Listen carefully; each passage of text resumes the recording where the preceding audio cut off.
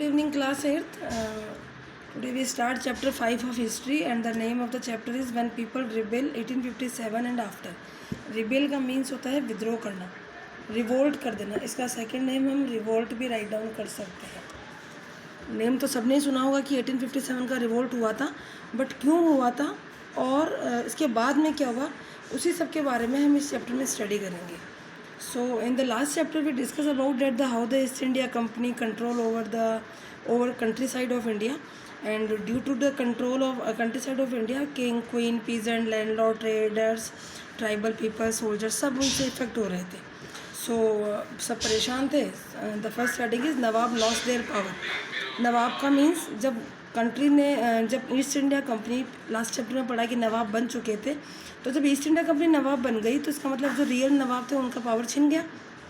So first you see the question, how did the nawabs and ruling families loss their interest, कि कैसे उन दोनों चीज़ों को, नवाब्स को भी और रूलिंग फैमिलीज़ को भी, राजा महाराजाओं की फैमिली को परेशान कर रहे थे वो लोग.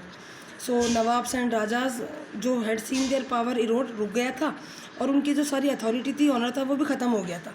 जो फ्रीडम था रूलर्स का वो कम हो गया, और जो आर्म फोर्सेस थे उनको भी उन्होंने डिसबैंड कर दिया था. इसी के साथ जो रूलिंग फैमिलीज़ थी उनको भी उन्होंने निगोटिएट करना स्टार्ट कर दिया, और उनके इंटरेस्ट को बंद करना शुरू कर दिया कि हम आपको कोई सपोर्ट नहीं करेंगे. उन्हीं में से बेस्ट एग्जांपल था रानी लक्ष्मीबाई का, जिसमें कि वो ये चाहते थे कि मेरे बेटे को हायर माना जाए, वंशज माना जाए, जो उन्होंने अडॉप्ट किया था उनकी हस्बैंड की डेथ के बाद में, लेकिन ऐसा हुआ नहीं था. उसी में से एक थे नाना साहिब, जो अडॉप्टेड सन थे मराठाओं के, लास्ट मराठा के थे. और लास्ट मराठा कौन था? पेशवा बाजीराव सेकंड थे. और इसमें भी ये था कि उन्होंने भी ये बोला कि नहीं, हम आपको पेंशन पे भेज देंगे, लेकिन आपको वहाँ का हायर नहीं बनाएंगे. और एक लास्ट इसमें था अवध. अवध पे लास्ट टेरिटरी ऐसी थी जो 1801 में उनके हाथों में आई थी सब्सिडरी अलायंस के साथ में, और उसके ऊपर उन्होंने कंट्रोल डेवलप कर दिया था. In the next paragraph tells thus the how did the company plan to bring the Mughal dynasty to end. कैसे प्लानिंग करी कि मुग़लों को एंड कर दिया जाए. तो जो the name of the Mughal Kings was removed from the coins, उन्होंने सबसे पहले मुग़ल राजाओं के जो नेम्स थे, जो कॉइन्स पे मिंटेड होते थे, उनको बंद करवा दिया. और 1849 में गवर्नर जनरल डलहौजी ने भी ये अनाउंस कर दिया कि बहादुर शाह की डेथ के बाद में उनकी फैमिली को जो रेड फोर्ट था उससे हटा के दिल्ली में ही कहीं और रहने के लिए भेज दिया. और क्योंकि 1856 में गवर्नर जनरल कैनिंग आ गए, तो कैनिंग ने ये बोला कि जो बहादुर शाह जफ़र है वो सेकंड मुग़ल किंग है, और उनकी डेथ के बाद में उनका कोई डिसेंडेंट था नहीं, डेट्स वाई कोई राजा या युवराज. तो इसका मतलब ये हुआ कि दिल्ली भी उनके हाथों में आ गई. सो यहाँ पर फैमिलीज उनके खिलाफ है और नवाब भी खिलाफ है. आगे हम पीजेंट्स एंड सिपॉयस को देखते हैं. ये जो सिपॉय वर्ड है बच्चों, इसका मतलब होता है सोल्जर, कि पीजेंट्स और सोल्जर्स भी उनके खिलाफ क्यों हो गए थे. So the question is why did the peasants and the sepoys dissatisfied with the British government से परेशान क्यों थे. तो इन द फर्स्ट पैराग्राफ जो पीजेंट्स थे, due to the high tax, और जो बहुत उनका जो रेवेन्यू लेने का जो तरीका था, मेथड था, वो बहुत ही गलत था, और इतने परेशान हो चुके थे कि वो कहीं कहीं तो फेल हो गए थे मनी को, लोन को पे बैक करने में. और जैसे ही लोन को पे बैक करने में फेल हुए तो उनकी जो लैंड थी वो उनके हाथों से निकल गई.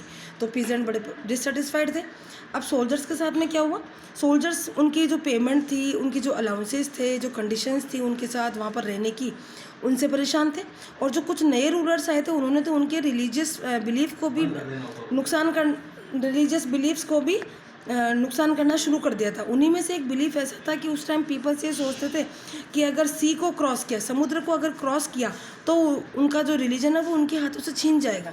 इसी चीज़ का फ़ायदा उठाया था ब्रिटिश गवर्नमेंट ने, और उन्होंने 1824 में सिपॉयज़ को ये बोला कि आपको बर्मा जाना है सी रूट के थ्रू. तो जो सोल्जर्स थे उन्होंने बोला कि नहीं, हम नहीं जाएंगे, और एग्री नहीं थे वो कि they don't agree with this order. So they refuse to follow this order. तो जिन्होंने भी मना किया, दे वर severally punished.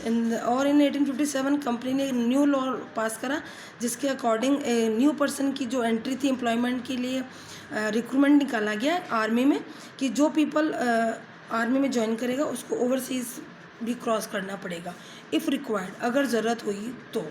So in this small topic you see that the Nawab is against the British government, the peasant is against the British government, the sepoys is against the British government. It means all the peoples of the society was against the British government. और इतना dissatisfaction हो चुका था कि सबने 1857 के revolt में, वो 1857 के रिवोल्ट के रूप में सामने आया, वो जो गुस्सा था, वो जो एंगर था. I hope you understand till here and read this chapter very carefully and do the questions in the notebook. Okay, have a nice day.